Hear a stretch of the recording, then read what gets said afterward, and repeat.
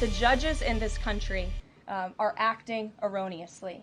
We have judges who are acting as partisan activists from the bench. They are trying to dictate policy from the President of the United States. They are trying to clearly slow walk this administration's agenda, and it's unacceptable. White House Press Secretary Karoline Leavitt speaking there as fallout continues from the president's decision to deport more than 200 alleged Venezuelan gang members to El Salvador. The White House taking a hard stance against the judge in the case, blasting his attempts to block the deportations. The Hill's White House correspondent Alex Gangitano was in the room for it all and joins us now. Alex, thanks for joining us. A lot of accusations in the briefing about partisan judges. What is the White House saying? That's right. Karoline Leavitt, Trump's press secretary, had a lot to say, calling this federal judge in particular in this deportation case a Democratic activist. It was pointed out to her that it was actually former President George W. Bush who first appointed him when President Obama then elevated this judge. But she continued to double down, say that it's part of leftist agenda to get some of these partisan judges into spots just so they can push back on the agenda of President Trump. And she said that, of course, they'll be appealing this case and continuing to take on this judge, of course, doubling down after President Trump took the step to call for him to be impeached. Leavitt also touched on Chief Supreme Court Justice John Roberts' rebuke of Trump on Tuesday. Here's what she had to say about that. The President respects Chief Justice Roberts overall. He just expressed that to me in the Oval Office, but it's also quite clear that the Supreme Court needs to rein in these judges who are acting as partisan activists, and they are undermining the judicial branch, and it's a dereliction of duty on their behalf. Historically, the Supreme Court has operated independently, and they interpret the law if it lands on their docket, but rarely, if ever, do they play enforcer with the rest of the judicial system. Is it clear what the White House wants from the Supreme Court here? Yeah, she basically said we want the Supreme Court to rein in these so-called partisan judges and agree with them on some of these matters, that some of these judges are slow walking some of Trump's agenda here. Well, she said that, as you mentioned, the president has respect for Roberts. It was definitely an unprecedented move for Roberts to come out with a statement not mentioning Trump by name, as the president has noted when asked about that statement, but saying that it's inappropriate to call for a federal judge to be impeached. Now, that question also came up when Leavitt was asked, is it really worth Congress's time at this point to try to impeach a federal judge when that would take 67 votes in the Senate? And again, she said that that judge needs to be reined in.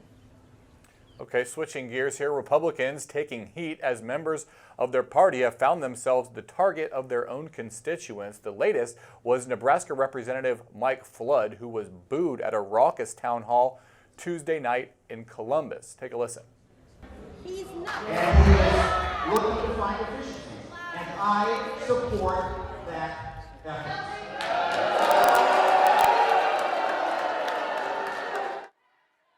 In response, GOP leadership has encouraged party members to avoid these town halls. What's at the root of all this backlash? What are voters so angry about?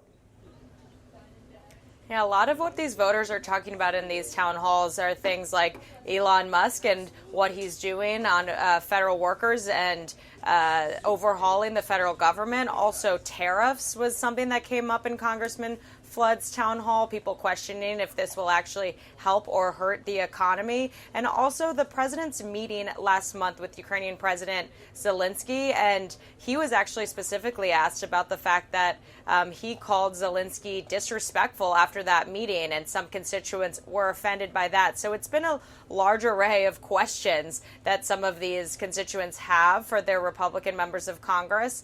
And as you mentioned, leadership told them to not take some of these town halls. But during this Congress, we've seen just a couple. And of course, Elon Musk and some federal workers losing their jobs being reinstated, and the back and forth about that was a big topic in the last recess in those town halls, and a big topic again.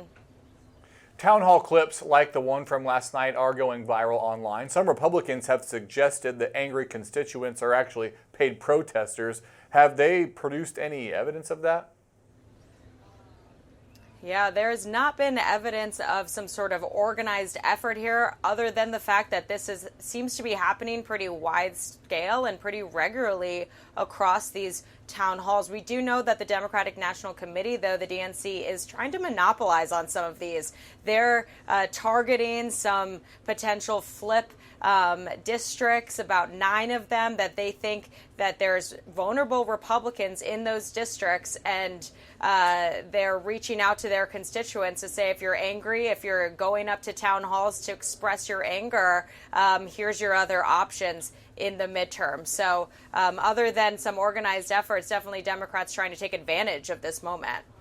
Reminiscent of the Tea Party rallies that led to big gains for the Republicans in the 2010 midterm election. So it'll be interesting to see how this develops. We'll leave it at that. Alex Gangitano at the White House. Thanks so much. Thanks, Drew. In the latest round of legal battles this week, the Trump administration has lost 2 major rulings. In one case, a federal judge ruled that Elon Musk likely violated the Constitution with his dismantling of USAID.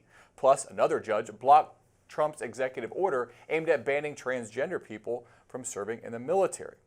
In another major legal battle surrounding the use of the Enemy Aliens Act to deport Venezuelan migrants, the Department of Justice has responded to a judge's request for flight information. And finally, Colombia student protester Mahmoud Khalil has scored a legal victory in his case against deportation. Joining me now to discuss it all, the Hill's courts and legal reporter, Zach Schonfeld. Zach, the Department of Justice pushed back against the judge's request for more information about those deportation flights that took off over the weekend, and the legal filing had some choice words. How much, if any, information was provided?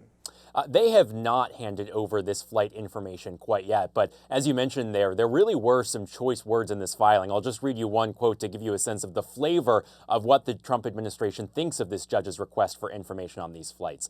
The Justice Department wrote that the judge was, quote, continuing to beat a dead horse solely for the sake of prying from the government legally immaterial facts. So certainly a fiery quote there, and if you read through this filing, there are many more. As the Trump administration now argues that the judge is effectively encroaching on the authority of the executive branch by demanding information about the timings and who was on these several flights that left U.S. soil on Saturday evening. So the state of play as it stands now is the judge has given the Justice Department one more day. The deadline was originally for them to hand over this information today at noon. The judge has now given them until tomorrow at noon to hand over the information. And the judge has told the administration that if they want to keep resisting, they need to go ahead and formally invoke the state secrets privilege. So a lot more news on this front probably to come tomorrow. In the meantime, articles of impeachment were filed yesterday against Judge Boasberg, and Trump has also stepped up his attack, saying in a Truth Social post today that Boasberg was a radical left lunatic who wants to assume the role of president. You wrote in your newsletter, The Gavel, about how the president is revisiting his playbook for taking down the judiciary. Trump was rebuked by the Chief Justice of the Supreme Court, but are Republicans backing Trump here? Some Republicans are. In fact, you've seen it in this case and several other cases. Anytime where some of these federal judges have issued nationwide injunctions against an executive order or a Trump administration policy, you've seen Republicans jump to the administration's defense by going as far to introduce impeachment articles against these judges. So Judge Boasberg, an appointee of former President Obama, he is just the latest judge to have articles of impeachment filed against him. Now, yes, this is getting some attention, but I do think it's important just to talk about the voting numbers here. Republicans, they do have majorities in both the House and Senate, of course, but if the House were to impeach any of these judges, it would then go to the Senate, where it would require 2/3 of senators to agree to actually convict these judges and then remove them from office. I think it's pretty safe to say that Democratic senators have no appetite for this, so even the fact, though, that they're in the minority, they still would be able to prevent Republicans from removing these judges. So, yes, these impeachment calls are getting a lot of attention, but probably pretty safe to say that these judges aren't going anywhere. And probably not something House Speaker Mike Johnson wants to actually have to deal with. In other legal news, though, a judge ruled today that Columbia University student Mahmoud Khalil's challenge to his arrest by ICE in New York must be moved to a court in New Jersey. Khalil has been held in an ICE detention center in Louisiana since his arrest. Is this a big win for the defense team of Khalil? It's more of a middle ground between where Khalil's lawyers were and what the Justice Department wanted done. So this case had originally been proceeding in New York. Khalil is a former Columbia student in New York, so that's where this habeas petition was filed.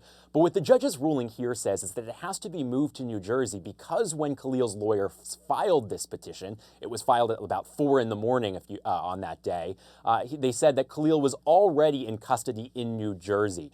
So therefore, this case has to move forward in New Jersey. So they did reject Khalil's arguments that the case could move ahead in New York, but it's still not a win for the Trump administration. The Trump administration actually moved Khalil to Louisiana, and they had been arguing that the case needed to move down there. The judge here saying that that doesn't need to happen, it just needs to move to New Jersey. So a bit of a middle ground. And a major ruling came out of Maryland yesterday. A U.S. district judge ruled in favor of a group of USAID employees, saying that Elon Musk and Doge likely violated the Constitution with the shutdown of that aid agency. The judge also suggested that Musk should have been appointed by the president and confirmed by the Senate. How much of a blow is this ruling to Doge, and what does it mean in the time being as we wait to see how appeals play out? It is a big blow because this is the first time that we've seen a federal judge opine on this issue of whether Elon Musk is exercising enough independent authority to the point where he needs to actually be confirmed by the Senate. The Trump administration has been arguing that Musk is actually not Doge's formal leader. They've been arguing that he's not actually an employee of Doge and is instead a senior advisor to the president within the White House. The judge in this case has really took issue with that, saying that looking at Trump and Musk's own public statements where they've repeatedly implied that Musk is continuing to have leadership over Doge. So the judge is siding with the plaintiffs here and looking at those public statements and saying that Musk isn't just any old senior advisor in the White House, but is actually taking all of these steps to dismantle agencies, whether it's USAID or the rest. So the administration has now vowed to appeal this ruling, but still a pretty big blow, finding that Musk has likely been acting unconstitutionally. And there was some commotion here in D.C. this week after the U.S. Institute of Peace called police on Doge employees who entered its headquarters and refused to leave. Now the Institute has filed a lawsuit after the attempted Doge takeover. There's a lot to this case. Here's what Doug Moose, the president of the Institute, who was fired on Friday, had to say. Employees of our building are not federal employees, executive branch employees. They are employees of the Institute. We have our own separate board. We have our own bypass authority to go directly to Congress in order to get our money. Somehow, all of those arguments have not prevailed in the conversations we've been having with Doge. So there are questions here over whether the administration actually has the authority over this independent nonprofit. Help us make sense of this lawsuit. Yeah, those questions are going to be central to a hearing that's actually taking place this afternoon. This lawsuit was just filed, but very quickly, the judge in this case, Judge Beryl Howell, a federal district judge who serves in Washington, D.C., another appointee of former President Obama, has set a hearing on plaintiffs' request to block Doge's takeover for this afternoon. So we could actually get a ruling as soon as today answering that question, at least an initial ruling on whether Doge's takeover attempt here is legal. And one more case I want to ask you about quickly before I let you go. A U.S. district judge, also in D.C., blocked Trump's executive order banning transgender people from enlisting or serving in the military. The judge delayed the effect of her preliminary injunction until Friday, allowing time for the administration to appeal it. What's next in this case? Yeah, this is the first time we've now seen a judge really step in here on such an indefinite basis blocking this transgender troops ban. So as you mentioned there, the next step will be for the administration, if they so choose, to go to the appeals court. They haven't done that yet, but it doesn't seem like it would be a big surprise that they would want to take that step. This is one of multiple lawsuits going over the ban, but this is really the one that has been the furthest along. So it's certainly a case to watch now as it starts to get into the appeals courts and potentially, ultimately, the Supreme Court. All right, so much going on. I am sure we'll need to have you on again soon, but for now, we'll leave it at that. Thanks, Zach Schonfeld. And that's today's Daily Debrief. I'm Drew Petrimoulx. Be sure to like, share, and subscribe to the Hills YouTube channel, and come back here soon for the intersection between politics and policy.